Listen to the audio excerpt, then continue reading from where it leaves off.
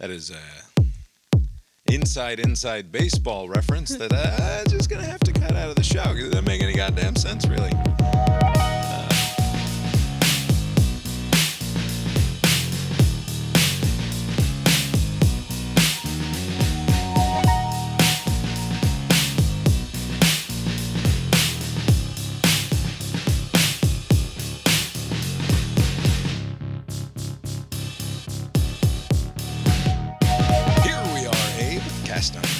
A podcast that was reminded this week of the absolute truth of the Talking Heads song, Heaven, which tells us that heaven is a place where nothing ever happens. Heaven is a place.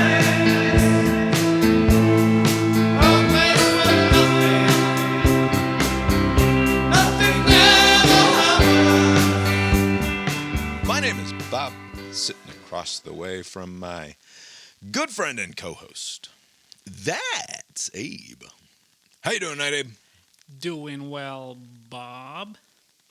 Yeah, here we are. Lori is here too. How you doing tonight, Lori? You know. You know. Tonight is Monday, June 10th, 2024. Abe, it's been roughly 6.5 years since we last recorded a podcast by my calendar, though according to the calendar of God and man, it's only been 1 week. I'm not sure what's going on. Span. Abe, I understand that you were traveling domestically this week. That's right. How was your trip to Chicago? So I made 2 stops. I went to Louisville and Chicago. I drove for 1,400 miles. I kept a tracker, on the thing. You what kept were a the tracker? Chunks? On the vehicle. You can do like trip A and trip B. You can do you're odometer. Send it to 0. Yeah, fuck. that sort of tracker. This guy hit a home run just now. Yeah, 5-2 now. NC State starting to pull away on the Dogs here in Game 3 of the Super Regional. Sorry, go ahead. Oh, no problem. So I don't drive that often, and so anytime I get an opportunity to drive, even if it is to Chicago, which is ill-advised for most people, I take it. And so I went up. I spent the weekend in Chicago. I spent 1 day in Louisville. I went to the Muhammad Ali Center. That was a lot of fun. There was some sort of bourbon tour thing, like Evan Williams. There was some old-timey guy pretending to be like from the right after the Prohibition ended, like 1930s or whatever. So he's like playing it up, the character. And he was like, before we get started, are there any cops or men from the Treasury Department? I was like, oh, shit. I technically work for one of them, but I didn't say anything. Did you say, well... It's a different Treasury. But that was a lot of fun. And on Friday through Sunday... How far is the drive on... for Louisville? So is this Thursday you left? Yeah, so Thursday, it's like a 6-hour and change to Louisville. So I spend all day there. And then Friday morning, I drive the other 4 hours or so to Chicago. So basically the way there is pretty simple, breaking it up. On the way back, it's the whole, I think 11 hours of driving. You did the whole ride back from Chicago. Yeah, because I'm not stopping to Louisville on the way back. Just went straight through. So on the way there was a lot more manageable. It was just broken up in chunks. And on the weekend in Chicago, I did some tourist stuff. People say, "Oh, I don't want to do the touristy thing." Always do the touristy stuff. It's fun. And I will say, if you've never been to Chicago, like I have not, I highly recommend that you do the tours that they have available, in particular the boat architecture tour, the way the city is set up. It was one of the best tours. So you're on a boat and you were given a tour of the city's architecture. Because it is the city by the lake, after all, is what they call Chicago. I will have dropped a Billy Corgan Smashing Pumpkins lyric in here, no doubt. In the city by the lake.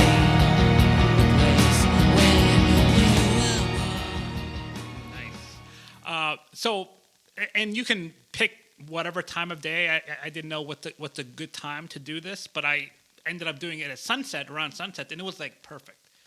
They did they explained a lot of things, and this is one of those things where about Chicago, like I know the two things, like Second City and Windy City. And every time I'm told that it's not because of the wind and it's not because it was like the second biggest city, whatever, like they explain, like after the Chicago fire, they rebuilt it, and that was why they call it the second city. And the Windy City is because of the windbags of Chicago, and it's not the actual wind. But like people sometimes believe it's the other way. And so like I've been told this multiple times, and my brain just resets back to the old explanation. Yeah. So anytime I'm told this, I'm like, oh yeah, it's that way. But it just makes more sense the other way, to believe it's because of the wind. Back in, what has been, this would have been like 2003 or something, a frozen January morning on the streets of Chicago, lined up for a concert. Like, we got out there at like 6 o'clock in the morning. Be more specific. We were going to see Zwan, which was the Zwan concert. The follow-up to the Smashing Pumpkins. He started a new band. It was called Zwan.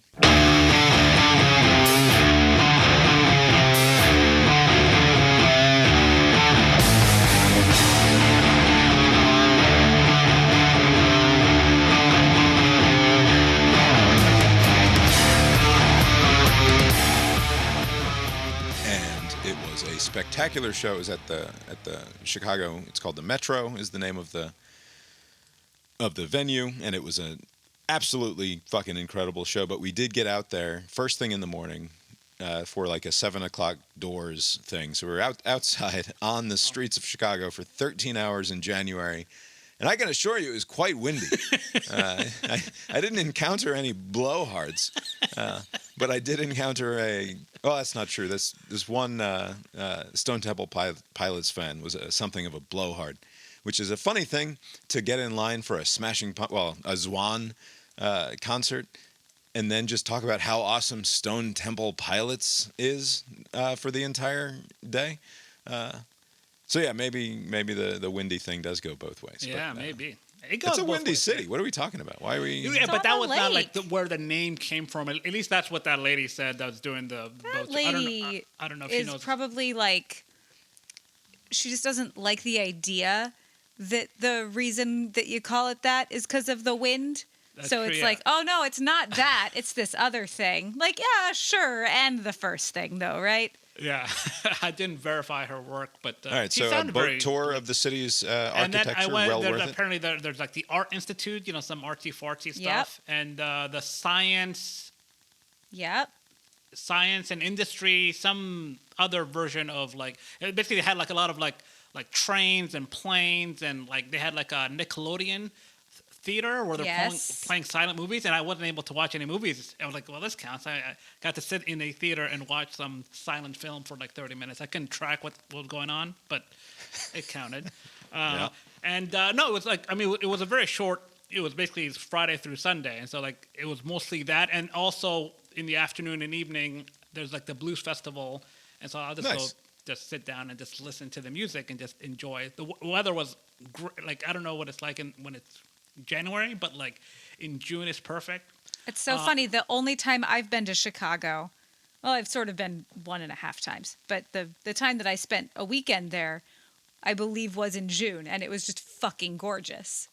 Yes, yeah, June is like, I don't know if it gets like obnoxiously hot in July, August, but June was like perfect. It was no problem. I went like also 70s. In July. Yeah. And it was not hot. It was warm. It just wasn't humid, so it's not sticky and oppressive and awful.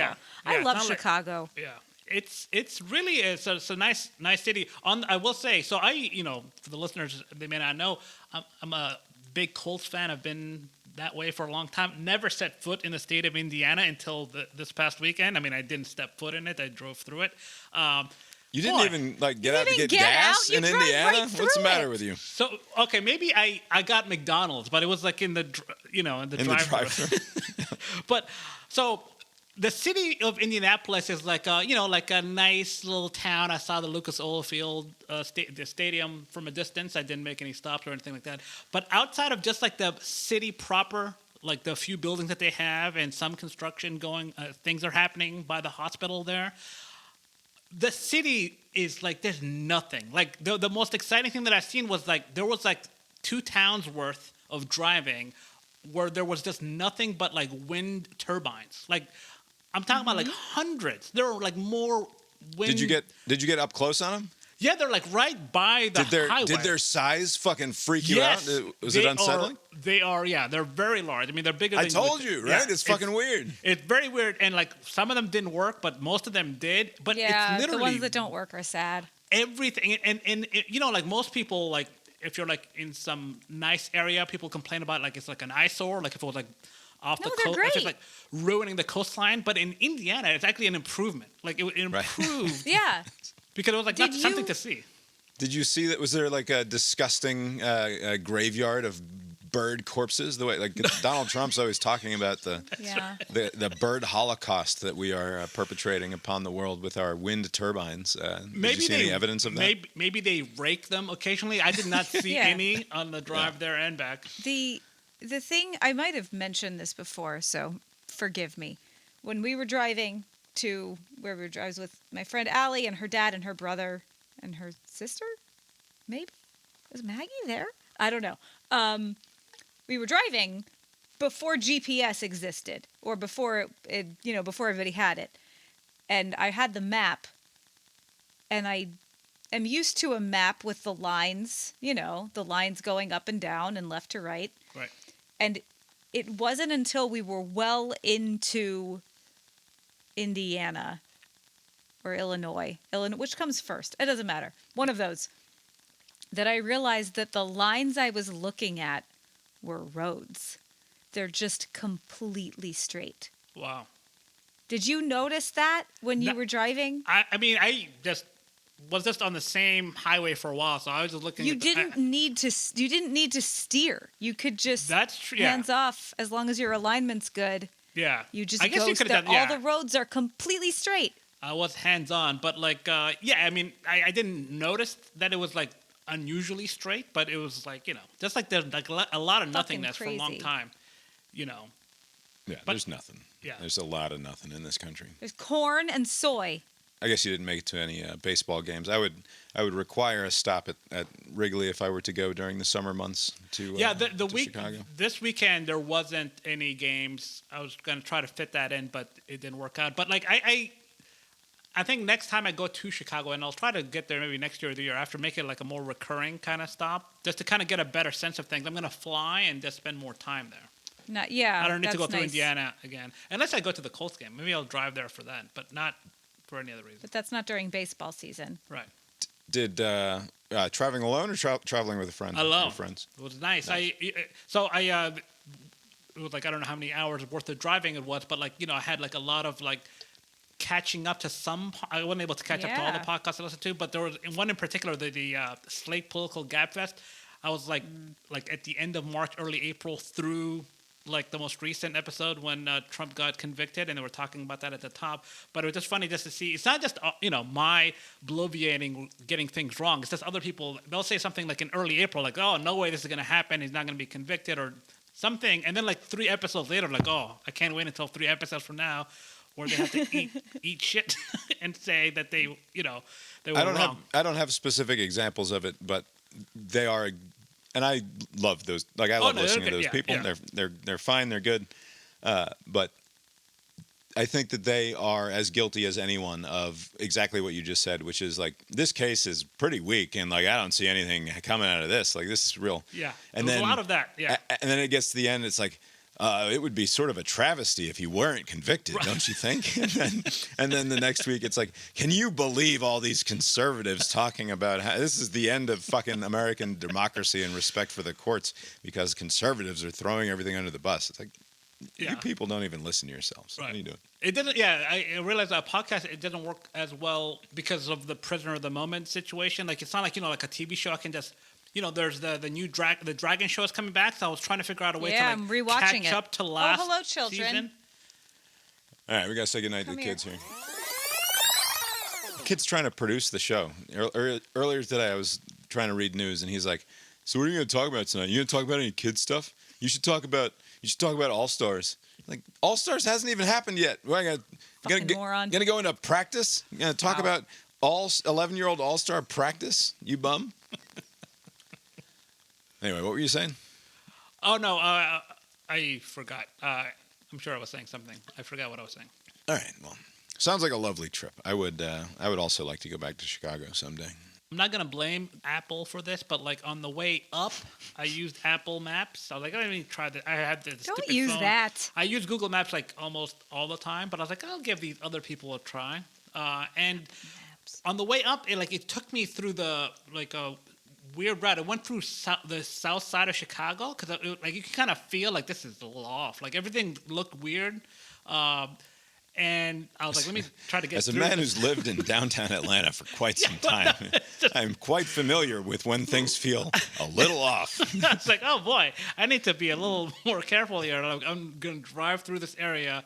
And then as soon as you take a turn, it's just like you see the skyline, and it's like everything is like nice and pretty. But like those 6 blocks that I just went through, I was like, oh, that was a rough stretch there. And I looked at the map. I was like, oh, I'm on the wrong side of the city. But on the way back, Google Maps, it's like, fuck all that.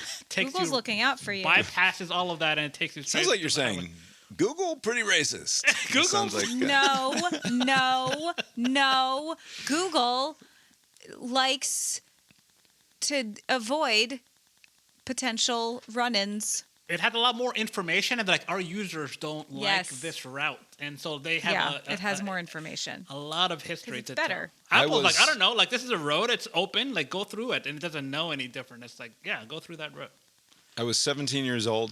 My brother and I, speaking of pre-GPS days, my brother and I went down to Atlanta for a Braves game. This is a summer of before senior year in high school, I suppose. So summer 2000. I'm in my 1986 gray Honda Civic. We leave the game. It's pretty late, 10:30 or 11 o'clock at night, and do not hit the correct on ramp, and don't have any real directions. All I know is I'm supposed to leave the stadium and get on 85 North. And we will figure it out from there, because it's a pretty simple process. Just get on the interstate and Right. make your way back to North Fulton County and the burbs out there. And instead, I missed it, and very suddenly found myself and my brother in a very scary part of town. That was so scary to us that we did not want to stop and ask anyone for anything, because it was very clear that this was not the sort of neighborhood that we needed to be popping our lily white faces out into. Chris is he's ginger. He's so white. He's just a white. How far did you And he says brother to people. yeah. How far Gets did shot you? there. How far did you overshoot the on ramp to the point where I don't know, because I have no way of knowing. Bob is very bad at sense of direction. It's He not true. acts like he's not. He acts like he's not. But I have he's a not tremendous good at sense it. of direction. And you're not. I can think of a time when they were going from here in Charlottesville to the Nationals baseball game. And I know that area pretty well. I grew up there. I know the DC area. And I look on my phone because we share locations, and he was going the wrong way on the Beltway. And I called and I was like, where are you going? And he was like, I don't know. Google took me a weird way. It's like, or did you miss your exit? Did you maybe... Nope. This is what Google told me to do. Did Google say rerouting multiple times? It was there's a lot of construction going on up there around the nation's capital, and it was difficult navigating, but it was fine. And we made it out of Atlanta at some point. The way that we made it out of Atlanta is that I found an on ramp that put me on the connector south, and I was like, good enough. Fine. Yeah, you can figure it out from there. Yeah. I know what happens here. This road eventually intersects with 285, and I can get on 285, and I don't care even in which direction. Just put me on It's a circle. 285. I'll drive around the circle until I see Medlock Bridge 141, and then I'm home, and it's going to be just fine. That's smart. Not in a hurry. You got to just all right, we'll get there when we get there. Exactly. You don't want to press. Fine. You don't want to make any bad decisions. That was a sound strategy. You'll get there. Yeah. And I made it home with no need for our bogus technological future. And my brother thrives to this day. So, no harm, no foul. Speaking of our bogus future, I want to play a quick clip from the intro of a podcast that I was listening to this morning. It is just the host, Derek Thompson. I think I've mentioned it on the show a few times here recently. But it's a good show, so you should be listening to it anyway out there. Today's episode is about the future of sports and the economics of sports. There are some wild things happening in sports media rights right now, and I think they reflect on a few trends we've been circling for the last few months. Recently, we did an episode in this show about the death of the mainstream in mass culture and the case that fragmentation in entertainment and the media is turning culture into a set of cults. The sheer riotous abundance of media options on Instagram and TikTok and beyond have created a scenario where it's genuinely difficult to have a clear understanding of how other people are processing the world, how our neighbors are seeing reality, because we are all staring at a different telecast when we gaze into our algorithmic devices. This phenomenon, by the way, very much hits home. There are some nights where my wife and I are catching up, and she'll say, "Did you see this trend? Did you see this video? Did you hear about this thing that everybody is talking about?" And some nights I'll have a vague understanding of what she's referring to. And other nights I'm like, no, I'm paid to follow the news, but I don't know what you're talking about. And then I'll say, Laura, did you see this article? Did you read this podcast transcript that everyone that I'm around is talking about? And she'll be like, no, I don't. I think it's easy to underrate just how interesting and strange this is. My wife and I are very similar people. We have very similar interests.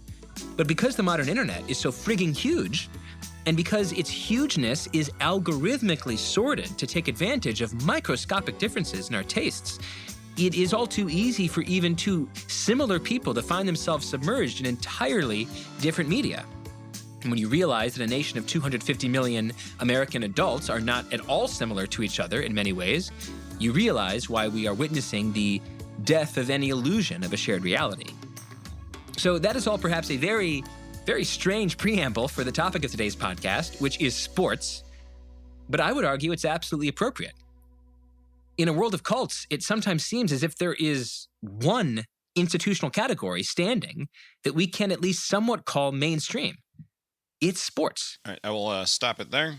Obviously, his intro there speaks to a lot of what we've talked about on the show in the fairly recent past. I bring it up because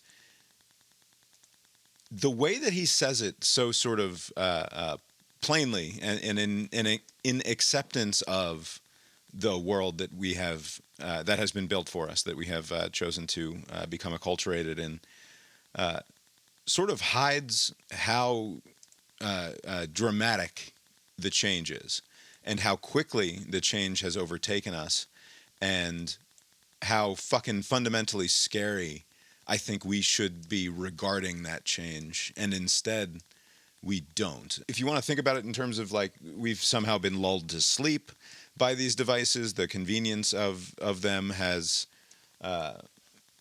overwhelmed any of the sort of existential concerns that we should be worried about, or the deeper concerns that we should be thinking about in terms of the way that we interact with the world.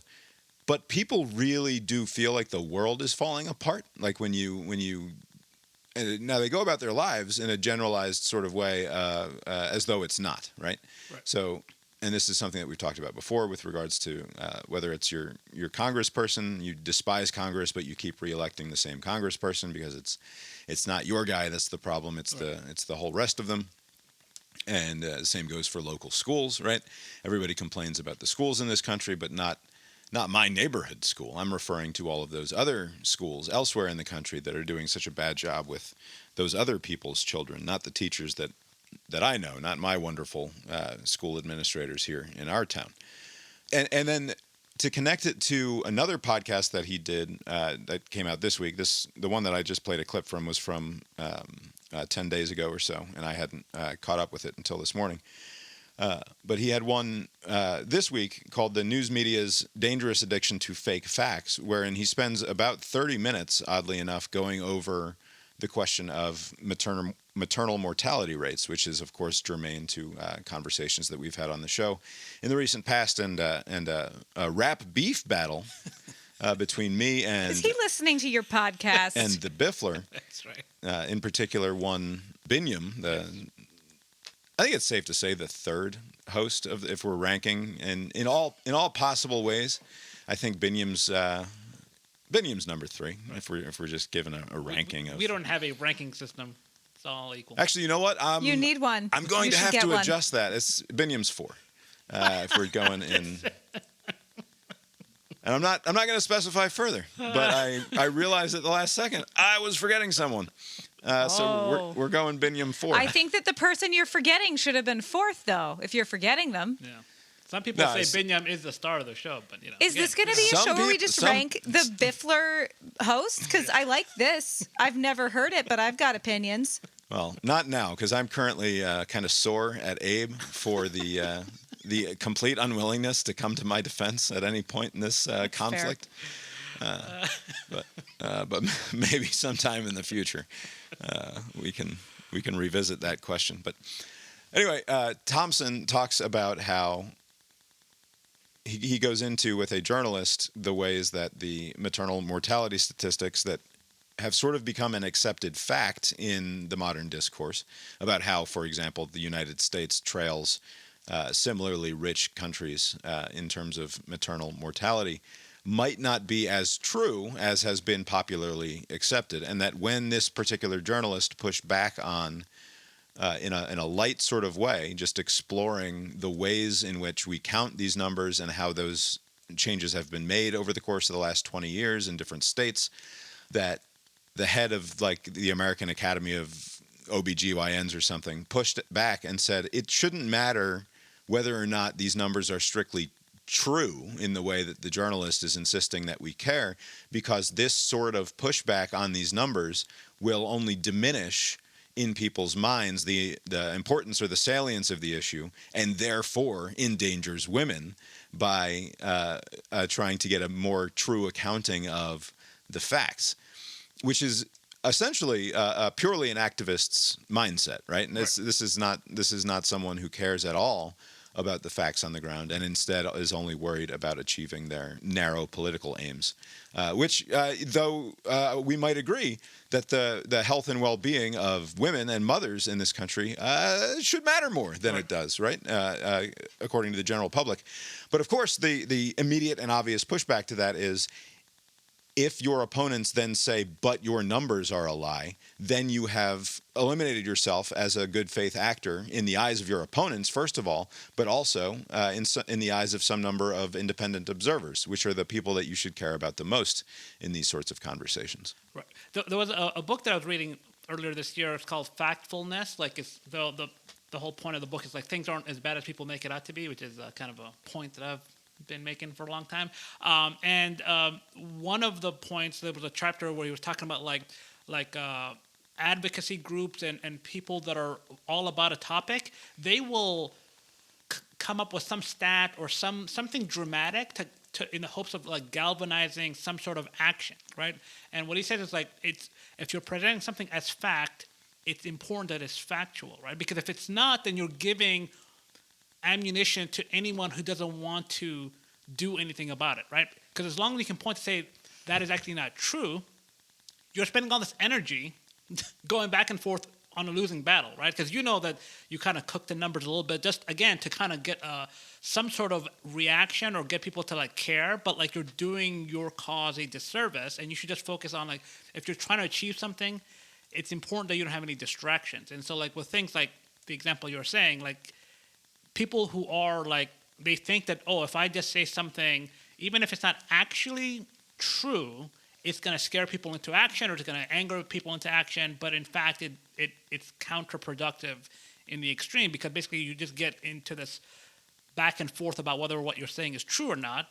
And then you make arguments like, well, you disputing my numbers are harming, vulnerable groups or whatever. You're going back and forth, not actually moving the ball forward. And so it's like, if you're going to present something as fact, it has to be fact. At which point we all retreat to our corners with our ideological compatriots who will not challenge our version of things.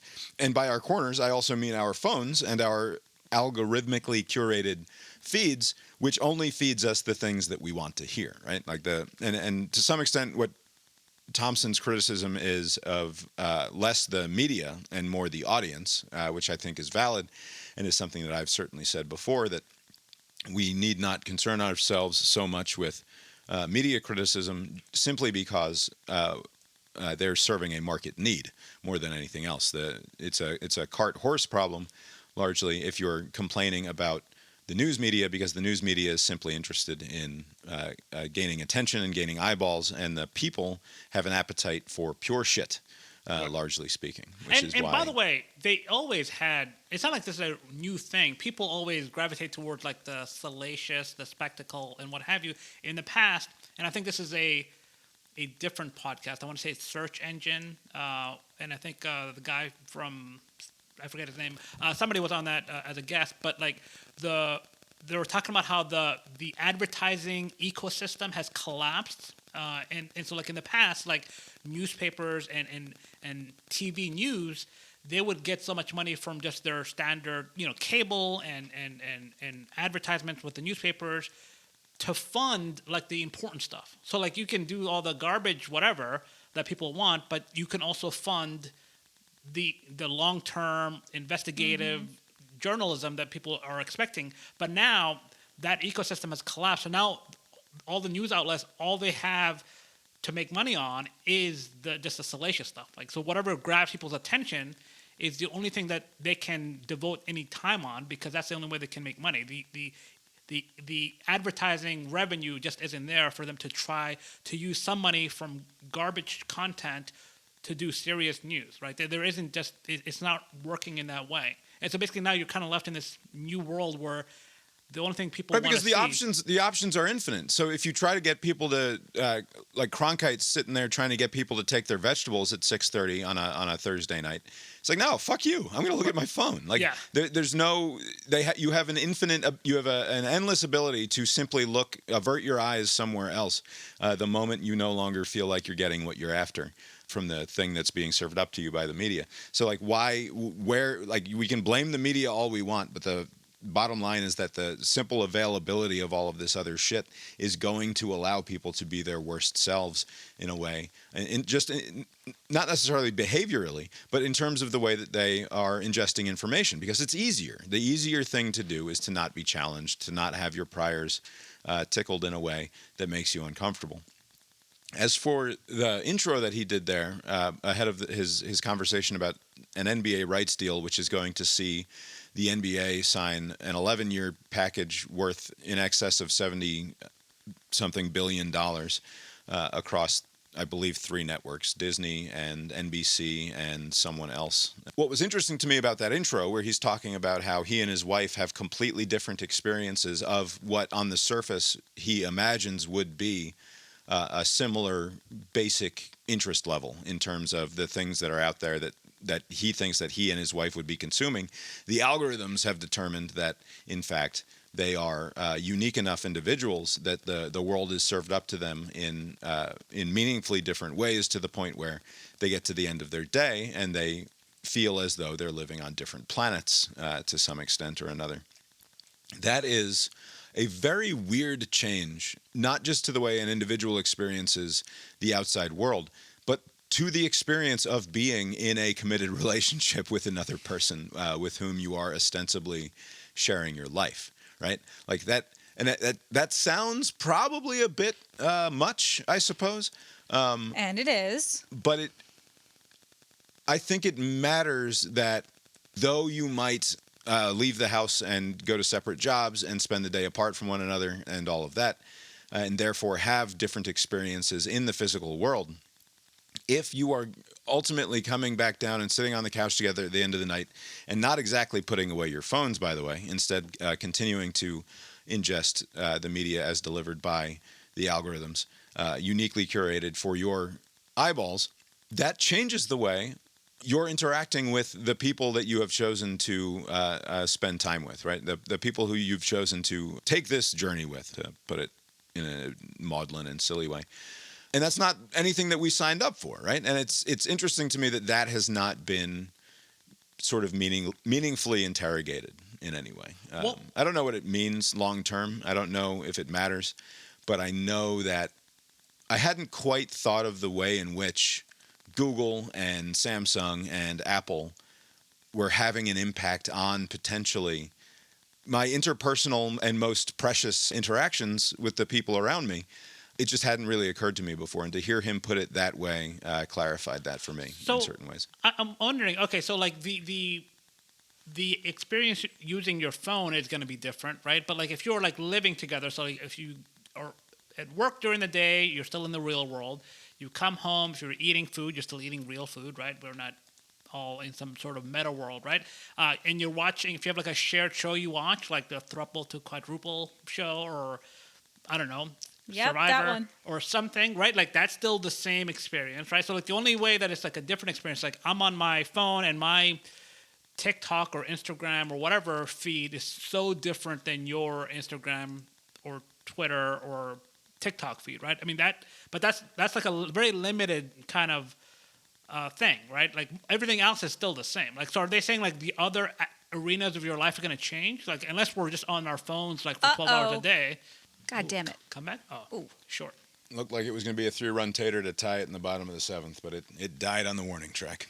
And then that guy ran into the wall. Yeah, I don't know if it meaningfully changes one's experience of the totality of reality, but I think it certainly colors it. I think it certainly changes the way. I mean, I'm trying to think of a good example here.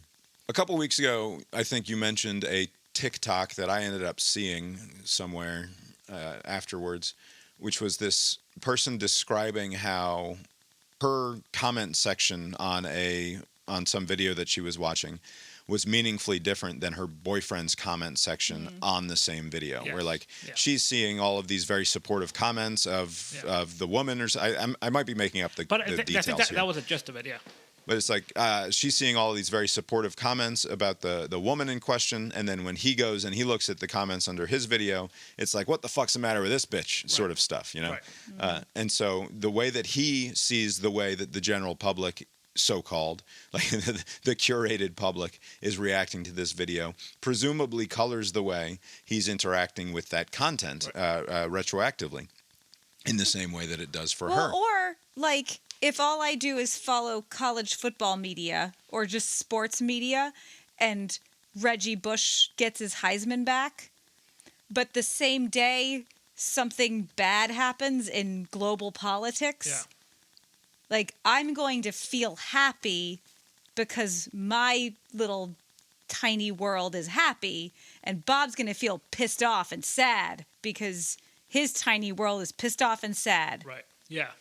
And those two things don't relate. That's not like this one thing and two different takes on it. It's just two different things. And it's what we chose to pay attention to. So, but it's not, in an important way, it's not necessarily what we chose to pay attention to. It is what it is what they have decided is meaningful to us based on a few variables that we have. And in my case, it's carefully curated to only show me things that make me happy.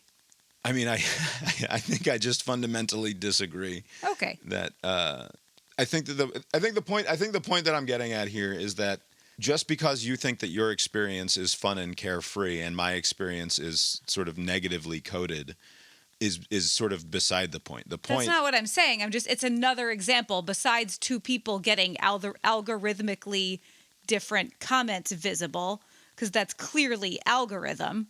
That even without that, it's just the fact that we can choose to focus on what we choose to focus on can make our mindsets different. I'm not saying your thing isn't a thing. I'm just saying that it's also what we choose to focus on. Right, and I'm saying that the psychological or emotional state in question here isn't the point. The point is that the thing that is the infrastructure that's underlying it, right? It's the level of control that we have ceded to these people, whether it's because I get off on reading about bad news and you get off on reading about college football is sort of beside the point to we are now living in dramatically different worlds in a way that we wouldn't have been 20 years ago. But you know what's interesting is that it's not like there's some sinister motivation behind it other than just making money. Because like ultimately no matter what your feed is, all these companies want is your attention, just your eyeball. So like whatever grabs your attention may be different from the person next to you, right? And so like the content you see will be like, if you're like, I don't want to see just people dying in Bangladesh or whatever, like every 2 seconds, and the algorithm somehow figures out that they don't respond to this, they're not paying attention to this. Enough of this. We're going to show you something else. But the point remains, we just want you to pay attention, to be engaged somehow. And however that they accomplish that, that's what they'll go with. So right, and our appetites are shit, right? Yes. Look no further than where you introduce processed foods to any society on earth, and the people get dramatically unhealthier, right? Like that, it happens everywhere. The same goes for this shit. Right. You introduce the social media and the algorithms to a population, and their appetites turn to shit. Just because you're capable of pressing the right buttons on some people. I mean, it's the same. It's the same biochemistry that's happening. Yeah, it's like we're like at the early stages. Like you see those charts where like, I don't know, in the 1970s when like obesity rates start to tick up and up and up and up and up and up, and here we are.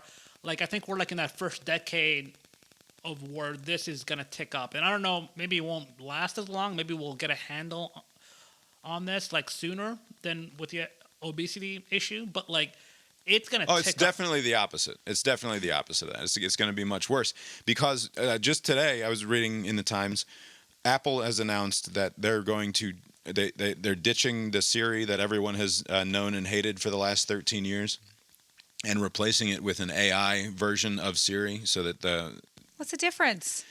Well, up to this point, Siri has just been, you can only prompt it based on certain things that are hard-coded like, into hey Siri Siri's, or whatever. Like, right, Siri's abilities to do things. You can't have, it's not been based on like a large language model or anything like that, the way that Google Gemini and ChatGPT have been over the last 18 months or so.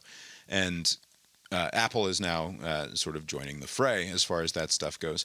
And Google's next Pixel phones and their updates to their, I think the 8 line is going to get all of the updates as well as the software changes, is going to be much more AI focused than it has been in the past. And Apple's presentation today suggested like, you can, instead of writing an email, we'll go through this conversation and write the email for you. Or perhaps you've composed an email and it's not very good. We will rewrite the email for you and send it out as though it were you. Same goes with text messages. Like, why text message at all when the Siri robot can figure it out for you? And like, to me, it's so obviously crazy and scary to imagine that we're going to hand all of our communicative abilities or requirements over to the robots built by Apple out in California. That seems like a bad idea. And it seems equally obvious to me that though I might sound like some sort of Luddite when I say that the experience of using this technology is dramatically different than, say, I could 25, 30 years ago, 100 years ago, I could pick any book in the world to read while sitting on the couch with the old lady after a hard day in the fields or whatever. And she could be reading something else or doing the knitting or doing a crossword or something. And that would be a dramatically different experience of the world as well, right? I've chosen to put my face in a book. The key word there, though, is what I've chosen. And it's not clear to me how much of this is going to be based on the choices of the individual user moving forward. Right. That's sort of the core of my complaint. I think if you're like, I think the comparison to the fast food, processed food trend line, I think is apt, because I think people are going to start to say, okay, I need to take like active measures to do something different. Like, I'm going to come up with some sort of plan to avoid just falling into just a regular routine where I'm consuming this content that I'm not happy about. Like I'm like more anxious, I'm more depressed, I'm more whatever. Like if I'm on this phone all the time, even though like it's hard to resist, like gambling or food or whatever, like I don't like it. And so like I'm going to do something, like with food, they have these like month-long like Whole30 where they eat like, natural food for like 30 days to see like how they feel compared to something else. Maybe there will be some trend that will come up where like there'll be like a social media 30 or some goofy thing. Somebody will come up with a better terminology, but like something toward like for 30 days, maybe at the beginning of the year, and maybe at some other point in the year, just either limit very like to maybe like an hour a day or something, or altogether get rid of it for 30 days. Do away with the social media. Watch the news hour for an hour if you want the news, or something that's been around forever, or pick up a newspaper, or do something else to get your news, but don't consume through social media anything, and just to kind of see how you feel after 30 days. I think things like that are going to start to pop up where people are like, I just don't like the current way things are, and I want to change, and that's going to start slowly. But eventually people are going to say, I don't like this. I want to change. I'm not happy doing this. And eventually it will change. I just don't know how long it will take for people to realize. I used to say that it was a question of being in the world but not of the world. This is how I justified, to some extent, the fucking working in pizza, for example. That sounds like a stretch from the current conversation, but I can assure you it's the same thing in my brain. I had to be part of a system that I knew was punishing to the people around me who I cared about, right? Which is my employees, the people who I hired to work there with me, who would become my friends to some extent, some more than others, some I would hate with an undying passion that I can still feel even to this day. But and that extends to simply picking up the fucking phone and talking to an asshole who's going to order a wildly unhealthy meal with 4 2-liters of soda that he and his kids are going to drink for the next 3 days. Like doing the bad thing, right? Like this is the bad thing. What's the matter with you? Why am I facilitating this? Why am I profiting from it to whatever limited extent I was able to profit from it? When people ask me why Bob doesn't have a job, yeah. I try to tell them this. Like, no, you don't understand. He doesn't handle jobs well. He's a tremendous worker, actually. Yeah. No, I'm like, so what happens is he starts out at a job, and then he does all of the jobs of the boss, and then they make him the boss, and then he hates everyone, including himself, a lot. So he's not allowed to have jobs. I could justify the humanity-killing aspects of that work by recognizing that me being in that position was beneficial to the people around me, that I was capable of doing the job and doing the work in a way that made things more tolerable for the people around me who I wished would have a more tolerable experience of the world, right? So it's being in the world without necessarily being of the world. I'm increasingly unconvinced that you can be in the world, or granted, I am talking about myself here, right?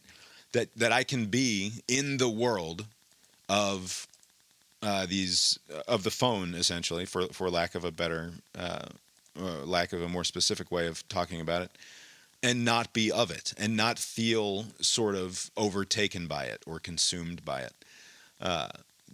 As I've said before, the very first post to brainiron.com was about taking the device, about that feeling that the world would be a meaningfully better place immediately if I took the supercomputer out of my pocket and smashed it against the nearest brick wall, right? Like, and that was the thesis statement, essentially, of the entire brainiron.com multinational media empire, and I stand by it. And it's like it becomes of course it's fucking stupid and clearly hypocritical and ironic and all of the rest of it. The fact that the only way that my voice could even plausibly be heard by anyone is over those same wires that I'm constantly complaining about. But it just... every little bit of new news that I see, curated and algorithmically sorted though it might be, reinforces that hypothesis in my mind, that we would be very clearly better off without these things. And maybe that's overstating it to some extent, but at the very least, what Thompson's introduction there at the start of this the podcast that we played a few minutes ago, for whatever reason, clarifies the question in a way that I hadn't quite thought of before, which is that it really, and it's not just it's not just that image of the couple out at the fancy restaurant with their noses in their phones the whole time, right? It's not just the people who are supposed to be watching a movie or at a sporting event with their friends and family who just spend the whole time on their fucking phones. It is deeper than that. It's not just a question of where does your attention go when you're around the people that you care about the most. It's a question of, in a very Philip K. Dick sort of understanding of what is reality and how do we experience it and how can you be sure that the chemicals that are firing in your brain to cause you to believe that your experience is in keeping with some sort of objective understanding of the world. If that now is being mediated by these devices and the personal relationships that you have with those that you care about the most are being mediated by these devices, like what have we done? Like, how much of ourselves have we handed over because they're so cool and because they make our lives seemingly so much easier? And I don't know. I think it's worth wondering about at the very least. I think there are some guardrails you can set up for yourself to kind of avoid the worst of the impacts. But like cultivating real world interactions with people, like, or even if it's like online, if you have like these group chats where the people you're communicating, it's not like online now where I don't know what's a robot comment and what's like some asshole comment, like actual, family chats or friend groups or what have you, and people share things. If it says pussy in bio, it's probably a robot. Okay. That's one hint. Most of the time. That's a tell? Yeah. Okay. Most of the time. If it's a name and then a bunch of numbers afterwards, and then in the thing it's like a bunch of heart emojis and weird hashtag things, and then it's like pussy in bio, right. It's probably not a real person. Yeah, I think like anything anytime I get a link to go to X or Twitter to look at something, it could be anything. It could be like a football thing. It could be like, it didn't have to be like politics.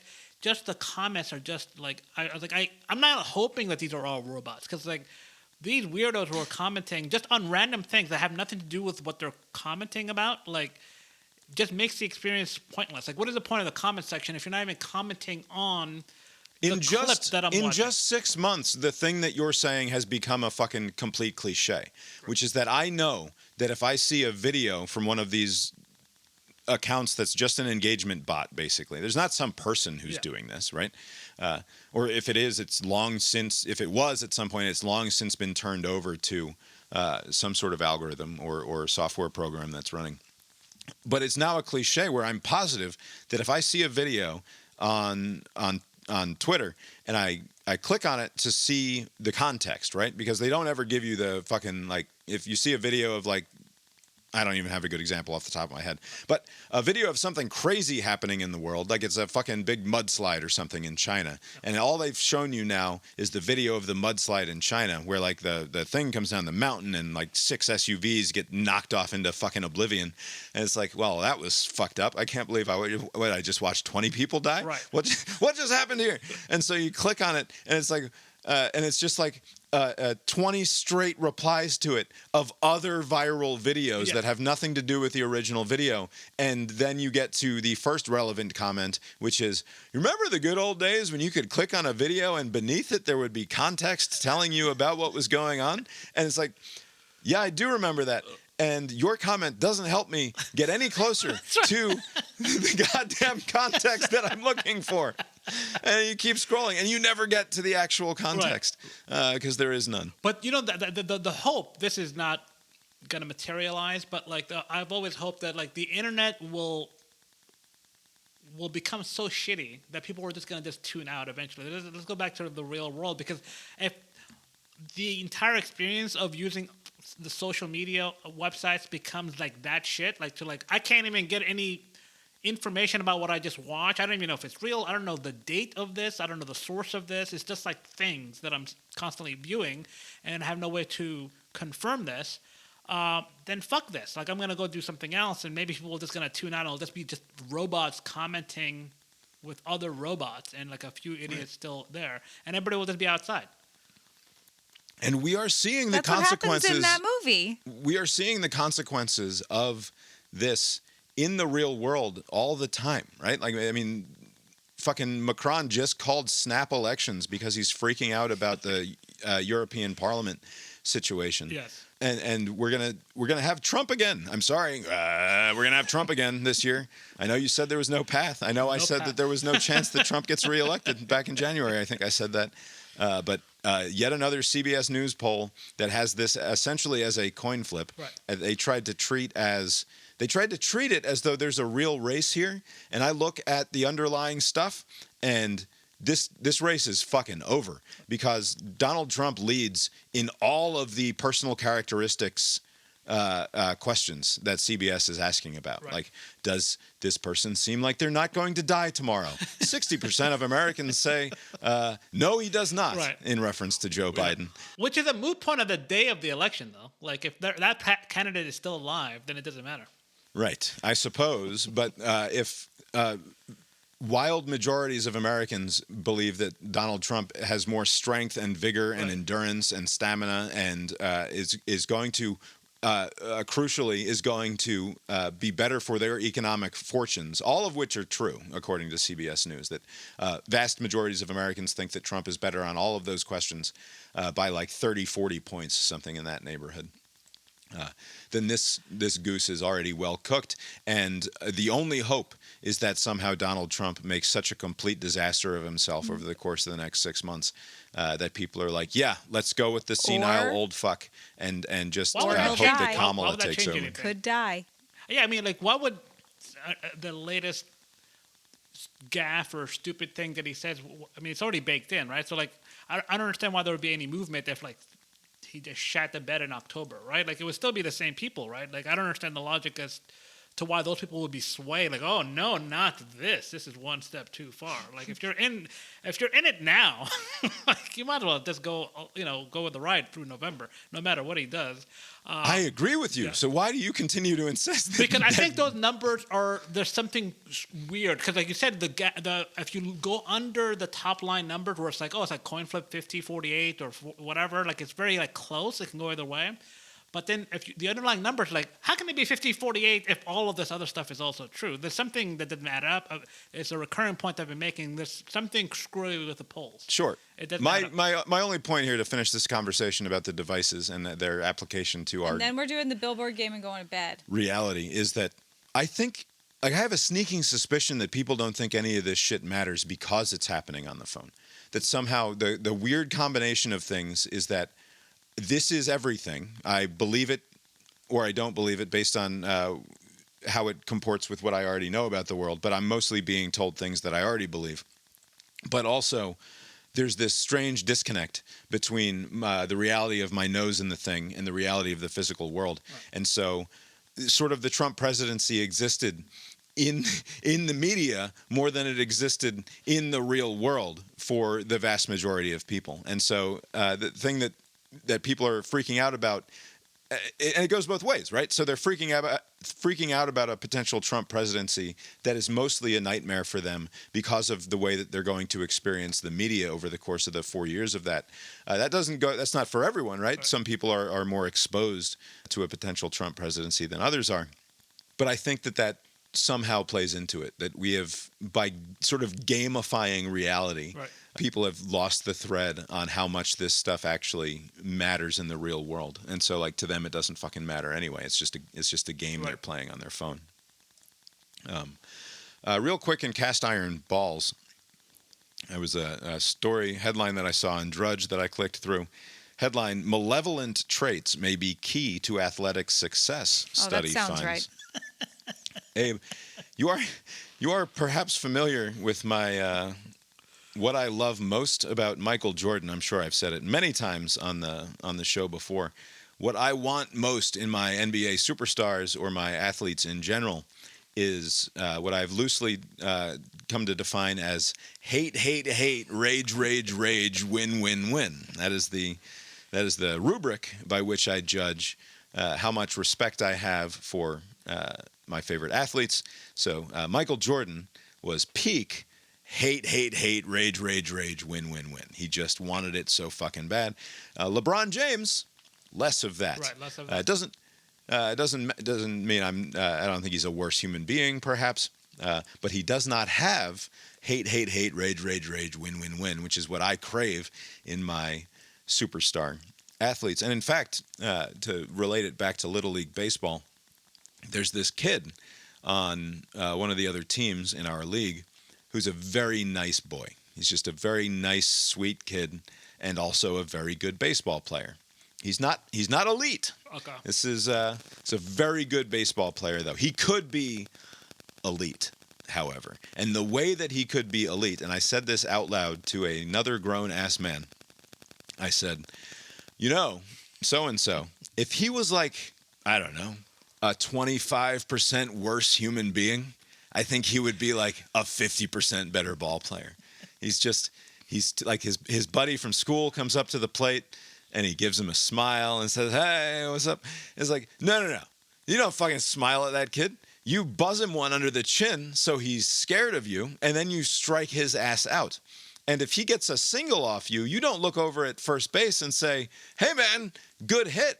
You get pissed the fuck off and you get him out next time, right? Like that kid has no hate, rage, win. He's got like 80% talent, but like 5% hate, rage, and win. So your position is that any like athlete in a competitive environment could improve by just being an asshole. Like if they were just like more of an asshole, they would be like. Well, that's the thing. It's the skill versus will, and like the team that wants it more. Right, but wherever your skill is, if what you want is to win, yes, that's a bad personality trait. I'm sorry, like. Right, like I said, I want this kid to. I know. Some future version of him to take the kids out on a date or whatever. Yeah. I don't know which way Calvin swings, but maybe take Kate. Like that's the guy you want your daughter to date, right? He's a really nice guy. Yeah. If he was way meaner, I wouldn't want him dating my daughter, but I'd want him on my fucking baseball team. That's for goddamn sure, right? Yeah. So yes, I think the answer is yes, largely speaking. If you're a worse person, you probably are a better athlete, and this is now confirmed, according to this article that I read. Anyway, new research suggests that being self-centered, ruthless, and manipulative may help elite athletes achieve glory. I'm going to share this. Obviously it does. Here. Characteristics that might be considered malevolent in social settings could be important in performance sport. However, these attributes are not all good and could be having a negative impact on relationships with coaches. Shit. Yeah, no kidding. High-performance environments can often attract people who feel superior, are ruthless in the pursuit of winning, and have a heightened belief they can influence others for their own success. Researchers investigated the personalities and relationship quality of more than 300 elite athletes, swimmers, triathletes, and cyclists, and their coaches using a series of established measures. They looked specifically at a group of personalities known as the Dark Triad, which consists of narcissism, psychopathy, and Machiavellianism, strategic exploitation, and deceit. And although these traits are perceived negatively in the general population, they may offer advantages within high-performance settings such as elite sport. It's troubling that, this is, they use this within the context of sports, but I've also seen this used when describing like successful CEOs and high, like, politicians in high positions. Like basically to be successful in those arenas too, you have to be like a fucking asshole, like a sociopath almost, or narcissist most likely. It is the single most underrated thing about the world, period. No matter where you go in the world, the single most underrated thing is that the people who are going to work their asses off to get to the top of wherever you are. I'm not saying it's always the case, but like 9 times out of 10, they are fucking psychopaths, right? And I mean that basically literally. That I read a profile of Nancy Mace today, the South Carolina backbencher congresswoman, who appears on all the Sunday shows for some reason. Who, elected to Congress in 2021, I believe, was when she was first sworn in. And apparently, according to this profile that I read most of, I don't think I quite made it to the end yet, is concerned basically purely with getting herself on television. This despite the fact that her main complaint about the other conservatives, like Matt Gaetz and Marjorie Taylor Greene, is that they're just media attention whores who don't care about anything. But Nancy, of course, was going to be different, but apparently spends all of her meetings with staff talking about or asking the question, what are you doing today to get me into the national media conversation? Right. She could afford to get rid of all of her legislative staffers. Like, I don't care about that. I'll sign off to whatever. Give me more like people to put me on shows, like just and focus on that. And you can... Right. It goes for basically everything. I think it is deeply underrated in terms of a way to understand the world. Like, if you have reached the top of almost any profession, you are almost certainly a complete maniac. Like the level of drive and determination it takes to want to do something, such as becoming the top 0.1% of anything, is brain breaking. So I completely agree. This study completely confirms everything I've ever believed about the world, and therefore, and you support it. And therefore, I think be true. It is must be true. It is. If you are of the theory that the world is like designed by some grand whatever, like some god out there, like the fact that the cream that rises to the top of this world are like the worst fucking people, like that's like the fitness. The most fit person is a shitty person. Speaks ill of whomever came up with this whole experiment. Like, it's just a poor showing. This is a shitty product. All right, it's now time to play some Strassmann. It's now time for America's favorite now game plays show. The theme music. Did Mark Strassmann Strassmann, CBS News' senior national correspondent, get off a good one? Mark is back on the job. We will find out if CBS News' senior national news correspondent got off a good one. Which means a lot of communities are facing a lot of repairs. Congress passed a $1 trillion infrastructure package, but as CBS's Mark Strassmann shows us in tonight's Eye on America, that hasn't meant instant or even timely relief for schools needing work. So what do we got here? Right here, look at the top. The ceiling tiles right here are falling down. Baker Heights Elementary is falling apart. Down here, this is a water fountain that is in use. Timothy Scott's job, save the school day. Somehow patch whatever's broken. Could you just fix this? Well, it could be fixed. It could be repaired, but we're pulling funding from the classroom. Outside Baton Rouge, Baker, Louisiana is home to roughly 12,000 people. Money is tight. The population and tax base are shrinking. The infrastructure is crumbling. All 5 school buildings were built in the 1950s. Typically, when you have declining enrollment, it's tough to do anything. Superintendent J.T. Stroder met us at one of Baker's 2 shuttered schools. Yes. Our school infrastructure is reflective of community infrastructure as a whole. I'm going to pause here. I know we don't like to, or I don't anyway, like to discuss my kinks on the show. That seems like the wrong forum for it. You have them?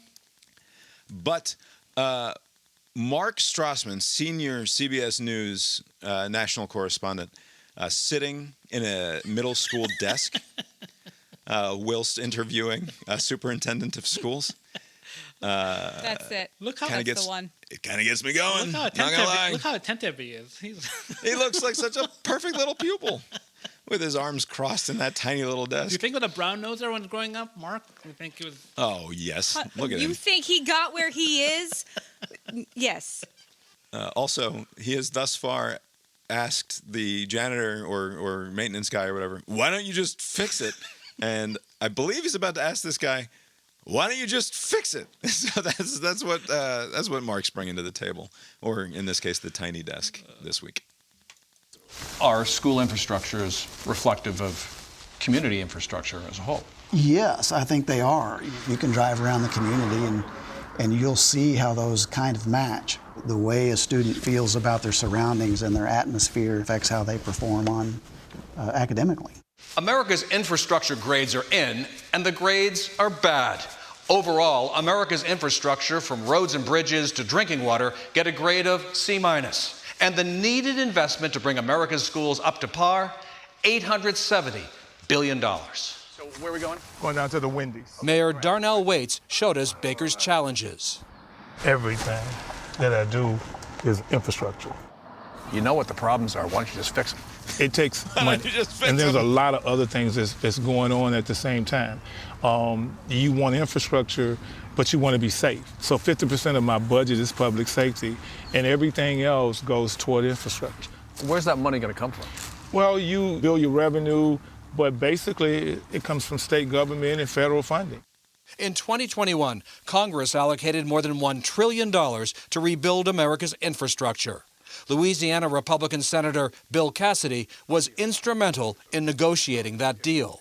If you're talking about communities that are in genuine need of significant infrastructure help, if these communities are complaining that the federal government has not stepped up, how would you respond?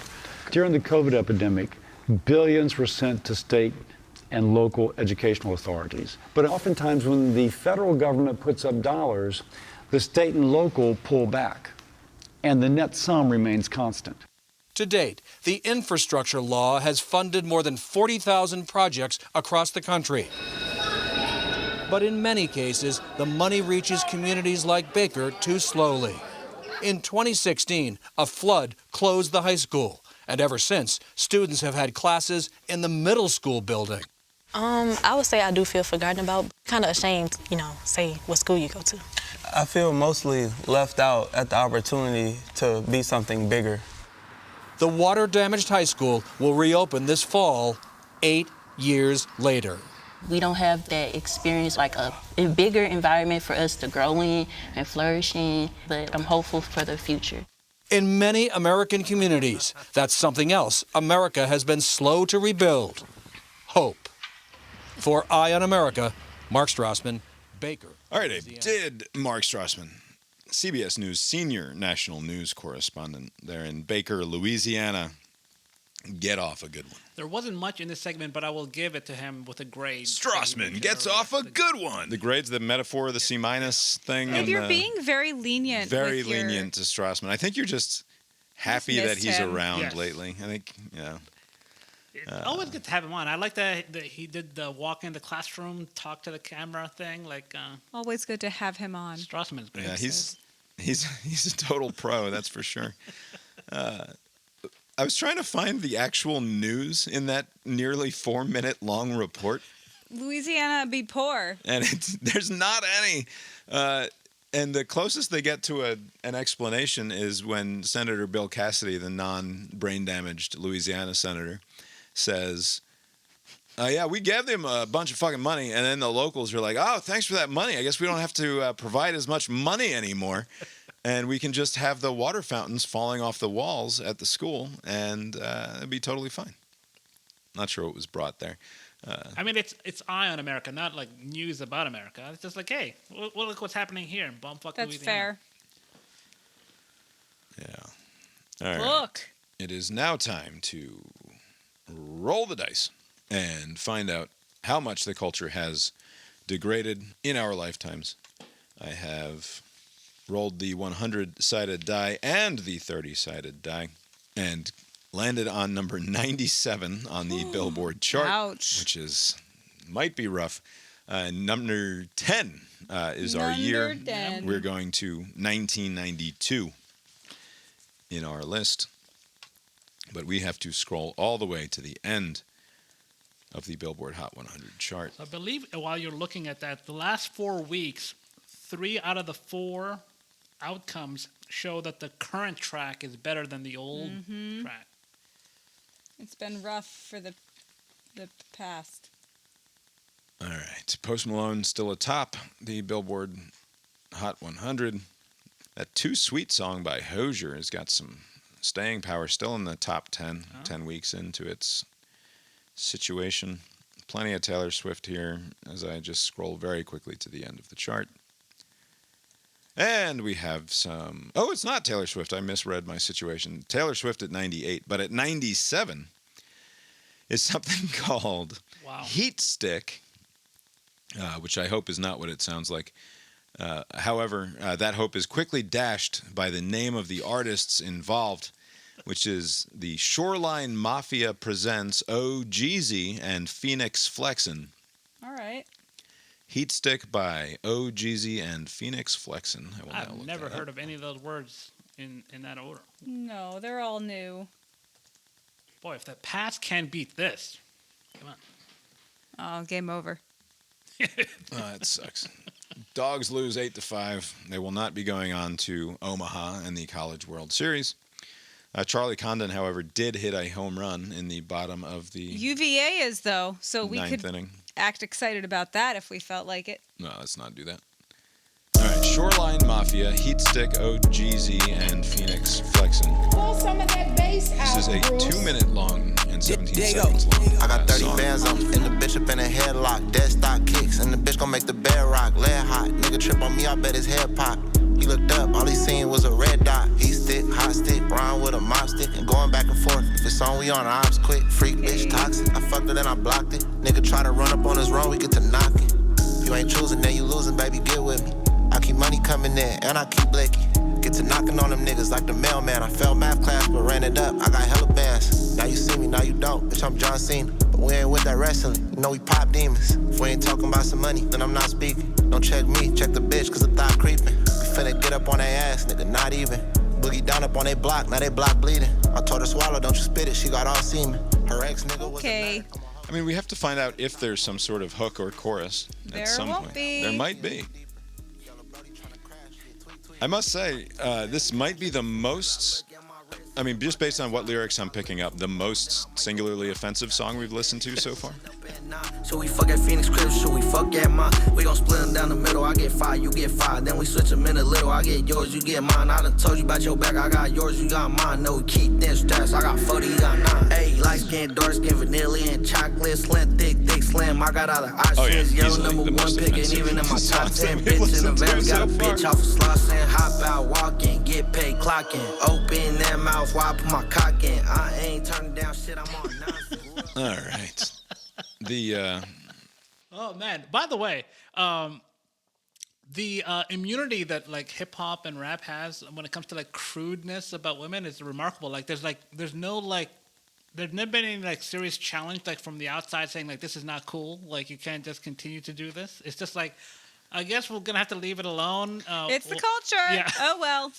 You're just expressing yourself. But that was a lot. I mean, with my listen to some random new album thing, like when I go work out or run, I forget the name. There was something like this. Like somebody recommended some fucking rap thing and I don't know, like about like when you're exercising, I can kind of like pay more attention. I can like hear every word that they're saying. Yeah. And it's like, holy shit. Like it is like every lyric. Very, very crude. Yeah. I mean, when I say offensive, I don't mean that I am offended by it. I just mean that it's pretty rough. All right. The Billboard Hot 100 for the week of June 7th through June 13th of 1992 shows us Criss Cross and Jump at the very top. This one time, circa 1992. 8 weeks at number one. Good Lord. My brother and I were at the Krauses, the people who we grew up with down the street. We were having some sort of a backyard summer party, so it was quite possibly this week of 1992, because I'm sure it was maybe an end of school year celebration, so maybe a week or so from now, because the New Jersey schools get out a little bit later than we do down here in the South. But Chris had crossed his tank top straps over his head in opposite fashion, such that they made an X across his chest instead of the traditional one strap on this side and one strap on that side. And he called himself Criss Cross and ran around like a maniac. And at one point was turning to look behind him while running and ran headlong directly into a large tree. Oh, no. And nearly knocked himself out, as I recall. So that's what I know about Criss Cross. We've got the Chili Peppers and Mariah Carey and Sir Mix-a-Lot and Celine Dion and Michael Jackson in the top 10. Just an incredible collection of early 1990s artists there. TLC, The Cure, I'm seeing, The Black Crowes. I don't know what song it would have to be for me not to give it to 1992. It would have to be something. Bruce Springsteen, Metallica in there at number 86. Criss Cross again at 92 and 97. Oh boy, who knows what's going to happen here? This thing, This is called Set Me Free. It's by Clubland featuring Zemia Hamilton. Clubland featuring Zemia Hamilton. I mean, I've already got this one winning just based on the first 3 seconds. What could they possibly do to screw this up? Saxophone. And the comments are encouraging also. Well, of course. It is like the most positive comment section ever. Old songs for some reason. Oh, Abe, I can't hear you.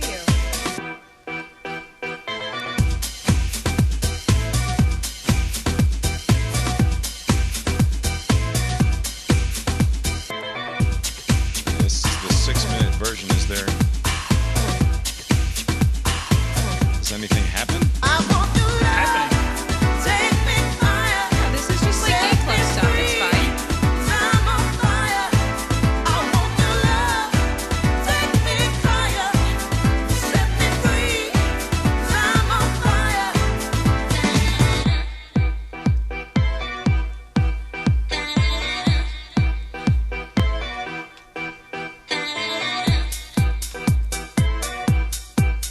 You click anywhere in this song and it's still doing that fucking Yeah, thing. it's fine. But you know what? It's it's better than that other thing. It's definitely better. I don't know what that means because it's not great, but it's better than that other thing. Not everything means something. It doesn't have to be Sometimes great. things just are. Just has to be better. You've been listening to Cast Iron Brains, a podcast with Bob and Abe. Find the show on Substack, brainiron.substack.com. Or not. I'm exhausted. You're exhausted. Nobody has to do anything if they don't want to. You can check out Mark Gillig, who composed our opening and closing themes at tetramermusic.com, Tetramer music.com. Abe, you failed to go to the movies because you went to Chicago instead, is what you told us earlier. Yes. Did you watch anything of consequence or worth mentioning here on the smaller screen at home? Yes. So I watched, anytime I don't make it out to watch a movie out there in the theater, I'll watch something that I have not seen. Like there's a lot of gaps in my movie list, and one of them is both Las Vegas movies, like Leaving Las Vegas and Fear and Something in Las Vegas, the other one. Mm-hmm. Fear and Loathing in Las Vegas, yeah. That other one, and I'll probably watch that soon, later this summer. I watched Leaving Las Vegas, I would like to say for the first time, because I don't remember any part of it. Like, you think, I remember this scene. Like, none of that. So I don't think I've ever watched it. Very entertaining movie. Well, depressing movie. This guy's trying to kill himself by drinking himself to death, so not... Right, this is the Nicolas Cage drinks himself to death, or tries to, and he won an Oscar for this performance, I believe. He did a great job in this. Elizabeth Shue is like the call girl or the hooker or whatever, and she's like, she befriends him, and she must be hard up for human companionship, because this guy is literally trying to kill himself. He is dead set on, I want to die in this very weird way, and I'm just gonna drink myself to death. I think he just jump off a bridge or something. He just wants to drink himself to death. And the only weird thing about it was at the end, she's this guy's on his deathbed, and she's let me sneak in one straddle session with him. This guy is literally about to die. And she's I'm going to have sex with this guy before he dies. And then I'm going to talk to my shrink about it. That was the only, I was I don't know what's happening. Maybe 1990s era film style, but that was weird. But everything else was great. I enjoyed the movie. It's quite a gift to give the dying man who won't have any memory of this in fairly short order. But he doesn't have to die. There could be more of this, buddy, for the rest of your life. You don't know what happens when you die. What a depressed little shit. Quite a burden she's going to have to carry for some time afterwards. She'll probably die soon, too. And on FX, Hulu, there's this new show called Clipped, and it's about the Donald Sterling era of the Clippers. So for those that don't follow basketball, Donald Sterling was the owner for the shitty version of the Lakers, the other LA team, the Clippers. They always sucked, and apparently this guy was a bit of a racist. Although just an unrepentant, old school, total piece of shit racist. Right. The sort of guy who's I can't. The guy who talked to his girlfriend about her something. Yeah, about the Stiviano. thoroughbreds. Yeah. Like he was always talking about them as though they were chattel in really unfortunate ways. Yeah. So this the casting is like it's kind of like the People versus OJ, like ridiculous. Like I say, okay, this person's gonna play that person, but my favorite is Donald Sterling's being played by Al Bundy, like Ed O'Neill is, and he kind of looks like an older Al Bundy, and to me it's just taking me out of it. Like, oh, this guy's he's just usually like a funny face, but like, and he's kind of a cartoonish figure. I mean, Donald Sterling was a bit of a cartoonish character. It's also kind of funny. It's like, wow, old Al Bundy really made something of himself. He's a billionaire. He owns this NBA team. And it's weird because like even in the real world when this happened, it didn't make sense because like he's being recorded by this woman that he has with him, V. Stiviano, and the actress that plays her, she's doing a great job because she was like, from what I remember, like a wackadoodle type, and she plays that character to a T. But she like, well, you know, bitches be. This particular character was out there, but she's recording Donald Sterling's thoughts on black people, and like some of them, like the reason why I say like this weirdo kind of racist is like he'll say like you can be with them in private, but just don't take pictures with them out there. You know, like what are you doing? Don't like hang out with them. Don't bring them to the games. Don't hang out with Magic Johnson. Like he had like this weird thing about Magic Johnson, and in the show, like you could probably just like read an article about what happened and get all the nutritional information about the story. Like they kind of stretch us out over like 6 episodes. I think I've seen the first 2. It's not really that great, but it's entertaining enough. So I'll probably watch the next 4 episodes. But they have like Lawrence Fishburne playing Doc, the head coach. They have like some terrible basketball players pretending to be like some of the 6'10" and 7 foot tall guys, and none of them are that tall. So they're trying to do this weird like we're gonna get somebody that's like 6'1" and he'll pretend to be 7 foot, and everybody else is gonna be like 5'8", but we'll pretend that they're like 6'5" because like relative to each other, they lower the hoops. Right, so yeah. it looks Everything's like believable. there's no way this like short, stout guy is dunking on a regular side basket. But it's like, all right, fine, I'll play along. Right. But like the whole story is just like it's based on. I like that your problem with this movie is the verisimilitude of the basketball action on the court. They're showing like the Clippers are playing like Steph Curry's Warriors, and like none of them look. It's just I don't know. It usually doesn't bother me, but like with that, it just threw me off. It's based. The 6-episode miniseries is based on a multi-part 30 for 30 ESPN production from Ramona Shelburne, who's like a reporter. And so like from what I gather, just from the 2 episodes, her sources are the head coach and Donald Sterling's wife, because like they are the ones that are closest to being portrayed positively. Everybody else, like Chris Paul, who's one of the basketball players, he's an asshole. This other guy is like a dick. Everybody, but like, you know, like those 2 are like they're so far they've been portrayed well. The V. Stiviano's being portrayed to look bad. So I know she wasn't the source, but like you can kind of tell like where the reporting came from based on the way that they're doing it. So like it's I wouldn't. Which is again an ongoing and serious problem for journalism, but also sort of documentary journalism, or journalism of any sort, where you're trying to get a truer understanding of the picture, and instead it's just the production company of the subjects who are making the product, and therefore completely unreliable in terms of truth content. Right. So yeah, unless you're into basketball, I wouldn't recommend this one. But if you are, it's an entertaining watch. Cool. What did we watch, Lori? We watched Speed Racer and we watched The New Roadhouse. We watched Speed Racer with the children, of course. We were looking. We got a new TV, so That's right. we needed to watch something watchy. Not proud of it. I'm proud. I couldn't be happier. Is the picture any better? Like, is it like clearer, sharper? Everything about it is better. It's better? Okay. It's all better. Yeah, every single aspect of it is better. It's bigger. It's better. It looks fantastic. It looks like the correct size of TV for the space. Yeah, the old one was way too small. We're now in a constant state of just dumping all over our old TV because it was not up to the task of filling our eyeballs properly.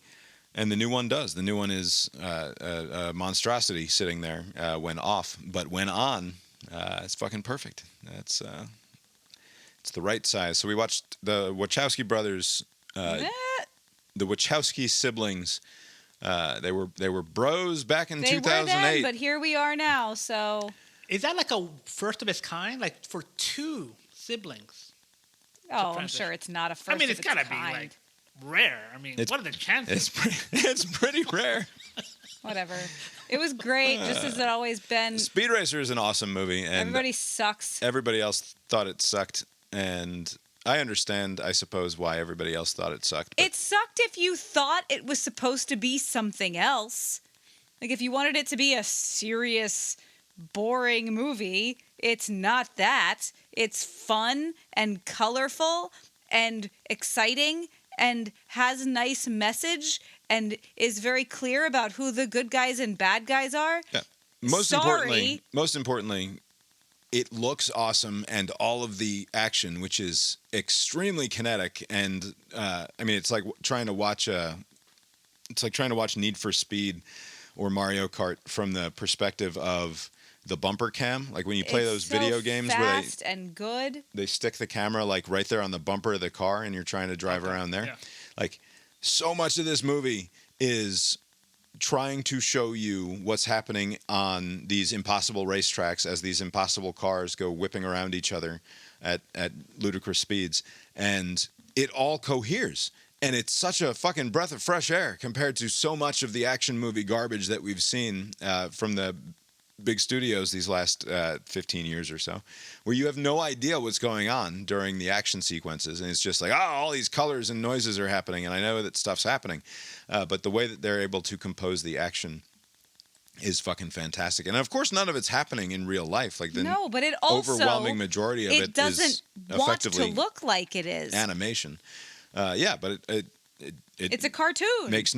Makes no gestures in the direction of reality. Instead, it's trying to tell a story. And I think the most important thing that it does is that it commits fully to the characters within the reality of that world. And there's no winking at the camera. There's no, isn't this so funny? There's no irony either. Like nothing about it is insincere. It's one of the most purely sincerely delivered films ever made that I can remember. And it fucking works on its own terms. And that's sort of the important way of enjoying movies, I think, is looking at it in terms of what the filmmakers hope to achieve and were they true to their aims and to the characters as they conceived them. And the Wachowskis absolutely were in this case. And I remember loving it when we saw it in theaters and being very disappointed that nobody else seemed to. Nobody else liked it. Everyone else is so stupid. Did you ever see this one, Abe? I don't think so. This is one of those, like, I only need to see the first 20 minutes to see if my brain tells me that I've seen it. Yeah, Abe might not like it. Yeah, you might not like it. I think the opening scene is fucking spectacular, though. I think that the opening set piece where they're both setting up the whole story and introducing all of the characters and also sort of setting the stakes of the thing and giving a backstory all at the same time. They do so much in so little time. It's so great. Yeah. It's a really wonderful movie. And if you've got kids who haven't seen it before, highly recommend. I don't know if it's streamable because we have it on Blu-ray, which is how we watched it. But I imagine it's relatively easy to find out there. Because it was on Blu-ray. Not streaming something on a new television to christen the new television. Yeah. But then we watched Roadhouse. But then on same night, kids went to bed and we put on the new Jake Gyllenhaal the Gyllenhaal version. one and the MMA guy, right? Conor McGregor. Conor McGregor is he shows up like an hour into this movie, sort of out of nowhere, and just starts saying He's words just that smiling. They don't have a lot of connection to what's going on with the rest of the movie. We also were getting drunk. That's true. We got. I'm trying to remember. Did they do it like exactly like the original? Like is Conor McGregor like the tough guy from the original? Like where he's the head of the hoodlums that are. No. Okay, I've never seen the original. Okay. Except the first, 15 minutes. Whereas I've seen the original... It's Bob's favorite movie. A dozen times in the last couple of years, because for some reason I see it there sitting on as a streaming option as I'm trying to go to sleep. And it's like, I guess I'll put Roadhouse on again. And Why the fuck not? He stays up and watches it. It's not an exact retelling. Okay. For example, the beginning of the movie features an extremely out of shape Post Malone offering to fight all comers at some sort of a giant bar where that sort of thing is okay. Ring. Some sort of like boxing ring bar. And he's like, I'll fight anybody. I'll keep fighting you until the night's over, and I'm going to take this big pile of money because of it. And then Jake Gyllenhaal shows up in his hoodie and walks menacingly into the ring. Almost and like Eminem. Yeah, it is a lot like the Eminem thing where the 8 Mile intro. And Post Malone is like, I'm not fighting this guy. Fuck this. And he runs away like a little tattooed pansy. He made this big speech about how he'll fight anybody except the very first guy. Well, anybody except former champion boxer people. I don't know how it works. Yeah. And then Jake Gyllenhaal tries to kill himself on the train tracks and survives that suicide attempt. He at the last moment realizes. No, you skipped the part where the woman offers him a job. That's right. So You're so bad at this. But I'm not trying to give the full outline here. I'm trying to hit the relevant parts. Yes, the Roadhouse lady showed the plot. The relevant part is the driving action of the plot. We don't even know how the last 40 we don't minutes know how or so it ended. of I know this what movie was supposed to happen. She wants him to be like the enforcer of the bar, like the Swayze role. Yeah, she's like, I've got this place. First of all, she shows up wherever the fuck this is taking place, which is not Florida, but she has come from somewhere else, seeking out this former UFC fighter to become the heavy at her bar in Florida. And first of all, when this woman opens her mouth and she's like, I own this place in Key West, I'm like, no, you don't. You're too young for that. Okay, but if we're going to argue with casting. Oh, this fucking movie, by the way, That's not where I was going. This is a summer of 2020 ass casting decision made across the board. It's like, look, we got Jake Gyllenhaal. We're sorry. All right, we know he's like white. He's of a certain age. Pure nepotism. There's no getting around it. Our main character's white. It's what we're going to do. And he's the good guy. And what the fuck are you supposed to do about that? And the answer to what you're supposed to do about that is give all of the other speaking parts, unless they're pure evil, to people of color, and specifically mostly women of color. Okay. Which I suppose the funny thing about it is that it is a conscious choice made by the filmmakers to make a political statement. But in so doing, they have made it shitty of me to mention that was a conscious, right? This fucking bullshit alchemy that happens when they do the thing and then I notice it, I'm the asshole, right? I immediately become the asshole. But I don't see how, I couldn't get past it because it was like every next person was an unbelievably cast individual. That was fine. The thing I couldn't get past was you are a director of a Hollywood movie, and you need a guy who's going to be a former fighter, but not a current fighter, right? All skill, but past the prime. Right. And you get scrawny white Jake Gyllenhaal to take a bunch of steroids and look like a person who just spends all their mental time counting macros and working out. This is a person whose body doesn't want to be what his body was in this movie. But you had all the other options.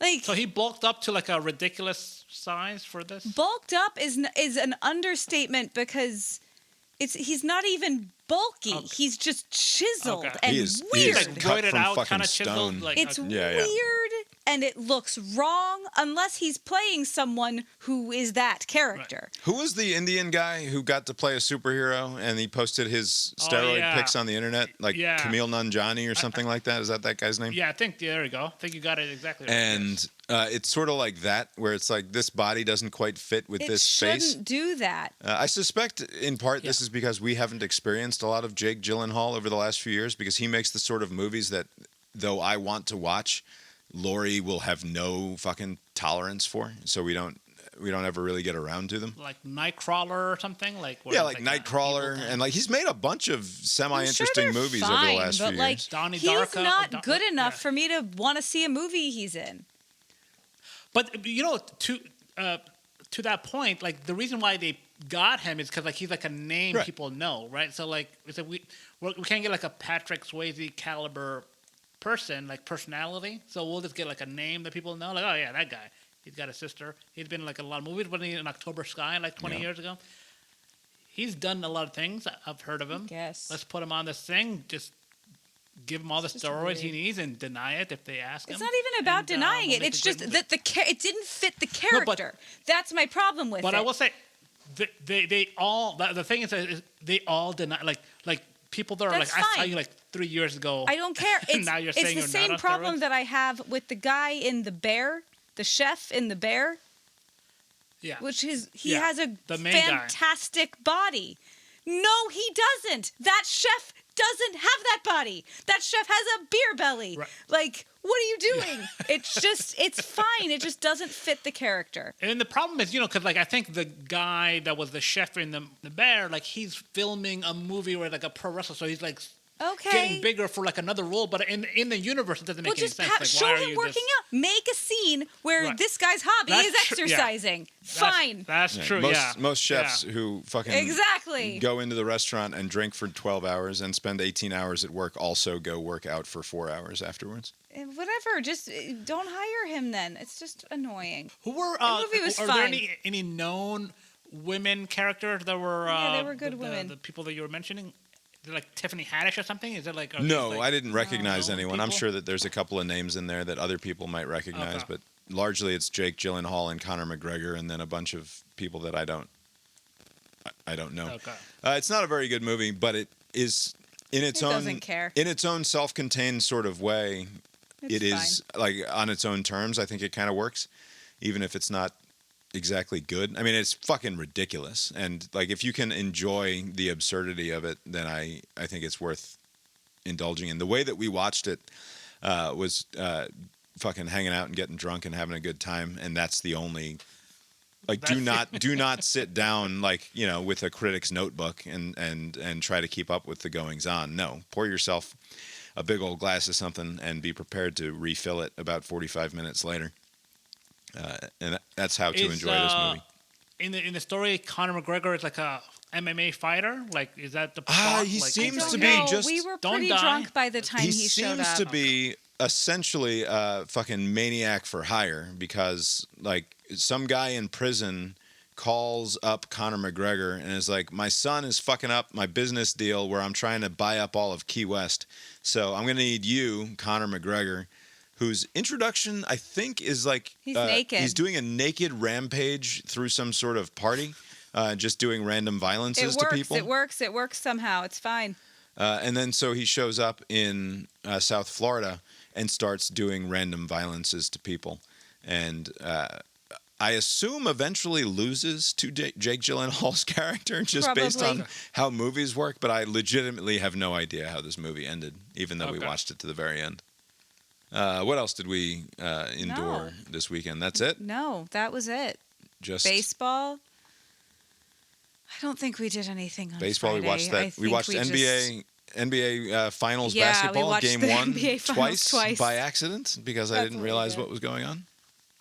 Does Derek Thompson in that podcast you mentioned earlier go into detail how the NBA, which has very, I love the NBA personally, but it has very modest ratings. Like, do they explain in the podcast like how they arrive at $70+ billion over 11 years? Because like the math isn't. Well, it adds up simply because, as you're saying, we have declining ratings we need to go to bed. for the NBA, and despite that fact, they're about to sign a deal that's worth 2.5 times roughly what the current NBA deal is, and the entirety of the explanation is that the belief is that those numbers, though in slow decline, will hang on more so than basically everything else. That all of live media is now a question of live sports, and it's at the very top. It's football and college football, and then just below that, or rather significantly below that, is the NBA.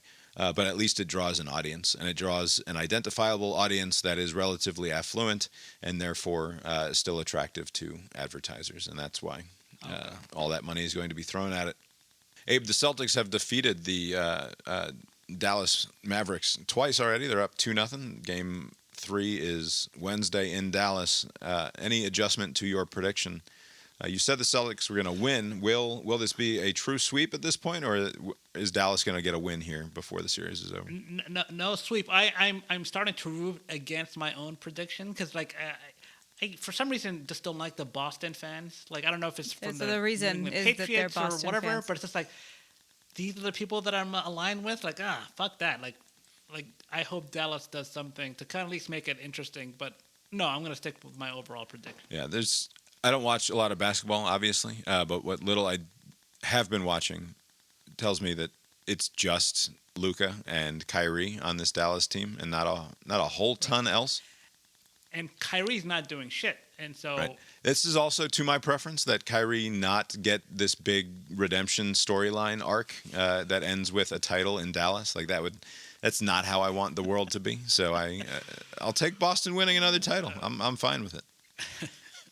Abe, have you got anything else for us tonight? Nope. Well, I guess that's all we've got for tonight then. We'll talk to you next time. Later.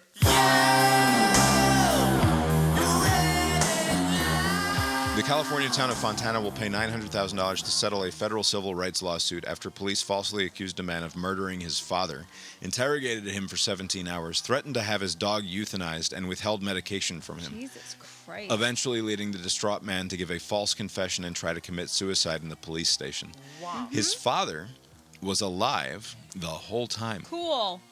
In 2018, Perez reported to the Fontana police that his 71-year-old father, Thomas Sr., had disappeared the previous day while taking the family dog out for a walk. The dog had returned without the elder Perez. Perez Jr. agreed to go to the police station to talk to detectives. While there, the police obtained a search warrant for the family's house, and based on small blood stains around the house and an alert from a corpse-sniffing dog, their suspicions turned to Jr. Police told him falsely that they had already found his father's corpse and that there was evidence pointing to him as the murderer. According to his lawsuit, he was kept in police custody for 17 hours, during which detectives berated him, refused to let him sleep, and wouldn't let him retrieve his medications for depression, stress, asthma, and high blood pressure. At one point, while they're telling him to confess, he starts pulling at his own hair, hitting himself, making anguish noises, tears off his own shirt, and nearly falls to the floor. During the episode, the officers laugh at him and tell him that he is stressing out his dog. Later, they tell him that they're going to have to give away the dog. Detectives, in fact, brought the dog into the interrogation room so he could say goodbye to it. Perez then confessed to stabbing his father with a pair of scissors, after which, left alone in the interrogation room, he attempted to hang himself with his own shoelaces. Tied to what? I don't know. Not that that's important, but like, why? A chair, probably, or the desk, or whatever else was in the room. Why were the cops so convinced that the old man was dead? And by the way, what happened to the old fucker? Did he show up like the next day or something? While the younger Perez was in the hospital, police located the elder Perez alive and well at Los Angeles International Airport, where he was flying to Oakland to see his daughter. And do they apologize? They're paying him. They're going to give him not quite $1 million, which, by the way, it seems like not nearly enough.